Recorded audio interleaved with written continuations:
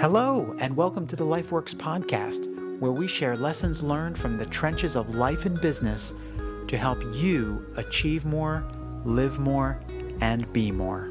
I am your host, Mark Botros. In this episode, we're going to talk about how to conquer procrastination once and for all. We're going to talk about 8 ways to start that thing you've been putting off. All of us are plagued by something that we don't want to do, and we've been putting it off for some time. It may be starting a business, going back to school, pursuing a new certification, taking a compliance training, starting a workout regimen, reorganizing the garage or our personal space, balancing our checkbook, or maybe something like estate planning. Whatever it is, there is something that is undesirable about it to us. We don't associate any pleasure with that activity, or we're afraid of it for some reason. Perhaps tackling our finances will reveal a weakness or imbalance in our spending.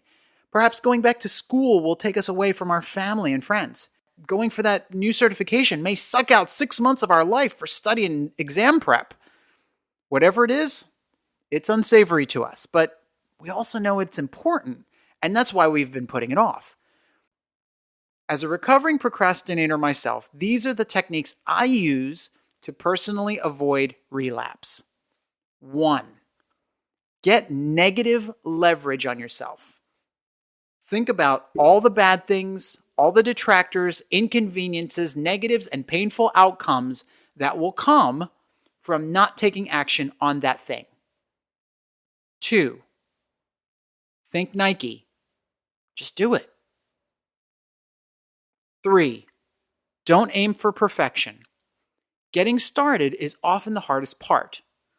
Don't aim for perfection or analyze it until you're blue in the face. Just aim for getting it started and then aim to get it done.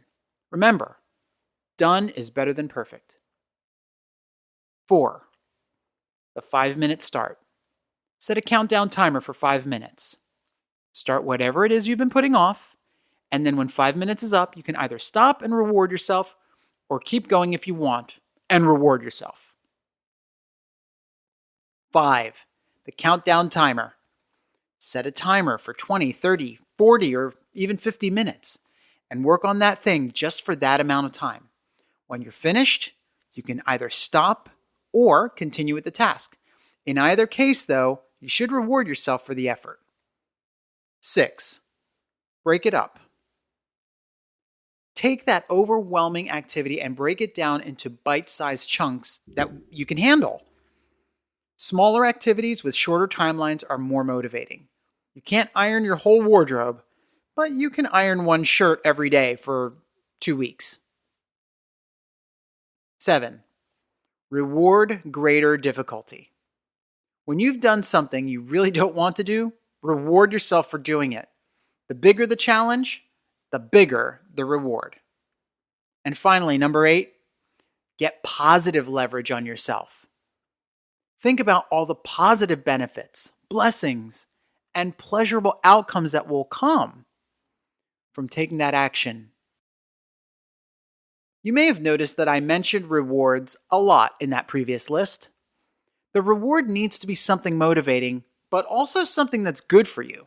Because if you're going to reward yourself, often, as you should, then the reward can't be a king-size Reese's peanut butter cup every time, even though I would love that. The reward needs to be something healthy, satisfying, and that signals self-appreciation to your brain.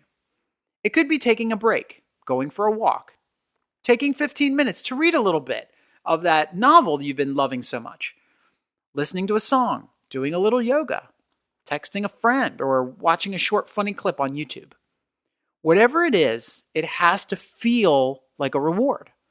Rewarding yourself is important because if you ignore the reward, then your brain will rebel and become unwilling to follow you in the future. It will be harder to get your brain on board with things you want to do because it will remember that you promised yourself a reward and didn't give it. So, it will find even more creative ways and rationalizations to put things off. Rewarding yourself regularly convinces your brain that you actually care about yourself and it will comply if it knows a reward is coming. So I have a question for you. What powerful techniques have you seen or used to overcome procrastination? If you enjoyed this podcast, please subscribe and leave a rating. Or sign up for my free updates at my website, markabotros.com, and you'll never miss a post. If this was really helpful to you, the highest compliment you can pay is to share it with someone else. Or feel free to connect with me on social media. I would love to hear from you.